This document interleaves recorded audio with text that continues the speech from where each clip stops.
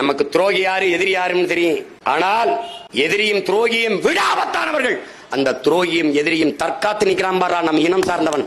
அவன் தாண்டா பேராபத்தானவன். குறுக்க ஓடுறான்டா, வெட்ட ஓங்கும் போது குறுக்க வந்துடான்டா. ஆத்தாடி சின்னத்தா மகன்ல, ஆத்தாடி பெரியம்மா மகன்ல, ஆத்தாடி சித்தப்பாவில.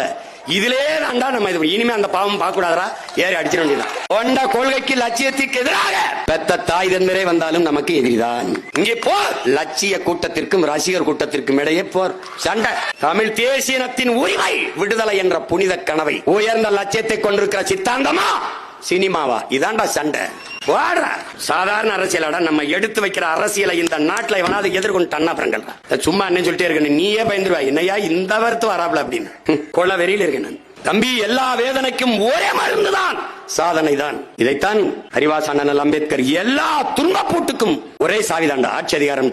அதிகாரத்தை பிடி, பிறகு அடி. இதை உள்வாங்கிக் கொண்டு களத்தில் நிக்கணும். நம்ம நிலங்கெங்கும் புதகுழிதான், நிலமெங்கும் புதகுழிதான், நிலமெங்கும் எலும்பு கூடுகள் தான். ஆனால் இவர்களைப் போல நாம் விட்டு விட்டு போக முடியாது இல்லையா? இவர்களைப் போல மறந்து கடந்து நடந்து போக முடியாது இல்லையா? முடியாது இல்லையா?